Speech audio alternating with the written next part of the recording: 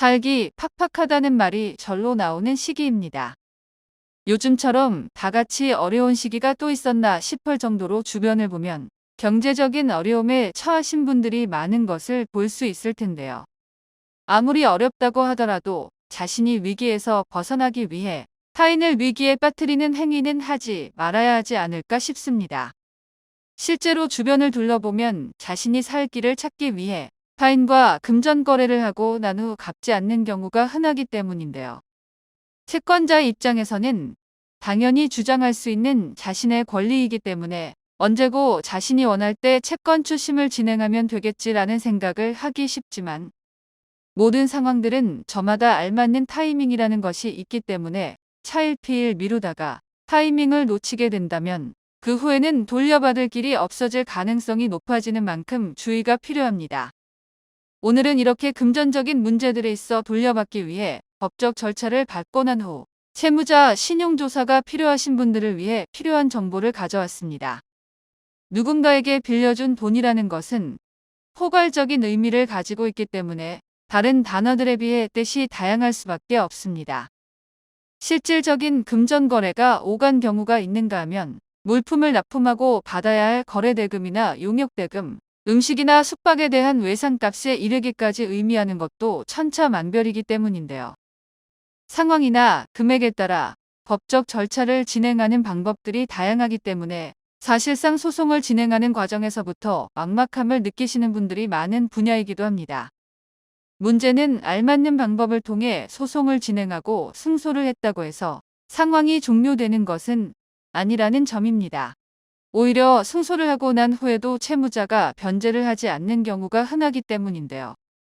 채무자 신용조사는 이런 상황에서 압류 등 강제 집행을 진행하기 위해 알아보는 방법으로 상대에게 변제 능력이 있는지, 현재 재산 현황이나 주거은행은 어떤 곳들이 있는지 파악하기 위한 절차 중 하나입니다. 소송에서 승소를 하고 난 후에는 상대의 재산을 파악해야 합니다. 어떤 곳에 돈이 있는지 파악을 해야만 정확하게 압류를 진행할 수 있기 때문입니다.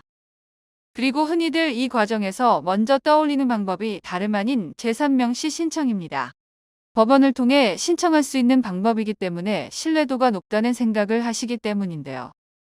재산명시 신청의 경우 알고 계시는 것처럼 법원의 조회를 신청하는 방식이기는 하지만 법원 역시 채무자에게 자신의 재산 현황을 보고하도록 요구하는 절차이기 때문에 이 과정에서 2에서 6개월까지 다소 오랜 시간이 소요될 수밖에 없습니다. 또한 채무자가 고의로 자신의 재산 현황을 누락하기도 하고 시간이 충분하다는 이유로 자신의 재산을 탕진하거나 정리하려 시도를 하는 경우들이 발생될 수도 있는데요. 이런 문제들은 채권자에게 있어서는 효율적인 채권 회수가 어려워지도록 만드는 문제이기 때문에 신청을 하기 전에 주의하시는 것이 좋습니다. 이런 상황에서 효율적으로 채무자 재산 조사를 진행하기 위해서는 채권 추심업체를 이용하는 것이 좋습니다. 2에서 6개월가량의 시간이 소요되던 명시 신청에 비해 한 달 내에 상대의 재산 현황이나 변제 가능 여부를 파악할 수 있기 때문입니다. 채무자 신용조사를 위해 업체의 도움을 받기 위해서는 먼저 채무자에게 내려진 지급 명령문이나 소송을 통해 받은 결정문, 판결문과 같은 집행권한을 가지고 있어야 합니다. 이때 공정증서를 받은 차용증 역시 집행권한과 같은 효력을 가지고 있기 때문에 바로 강제 집행 절차를 알아보실 수 있는데요. 압류를 진행할 수 있다고 해서 무작정 덤비게 되는 경우 상대에게 재산이 없다면 오히려 손실이 발생될 수밖에 없습니다. 그렇기 때문에 상대에게 현재 재산이 있는지 없다면 추후 변제를 할 능력은 있는지 확인하는 절차는 중요할 수밖에 없습니다. 그래서 추심업체를 활용하시는 것인데요. 이때 주의해야 할 점은 허가를 받고 운영하는 곳을 선택해야만 문제없이 채무자 재산조사와 채무자 신용조사가 가능하다는 점입니다.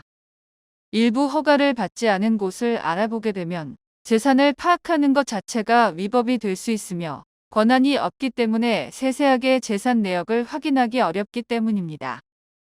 따라서 알아보실 때에는 1금융권은 물론 2금융권까지 예금이나 적금 현황이나 통장 거래 내역을 파악하고 주거래은행을 파악할 수 있는 곳을 찾으시는 것은 물론 상대의 채무 상태나 신용 상태, 부동산이나 변제가 가능한 유체동산, 보유 여부를 빠르게 파악할 수 있을 정도의 인프라를 가지고 있는 업체를 선택하시는 것이 채권에 대한 회수율을 높일 수 있는 방법이라는 것을 인지하시는 것이 좋으며, 상대가 재산을 탕진하거나 빼돌리기 전에 빠르게 파악을 할 수 있는 곳인지 확인하신 후 이용해 보시는 것이 좋습니다.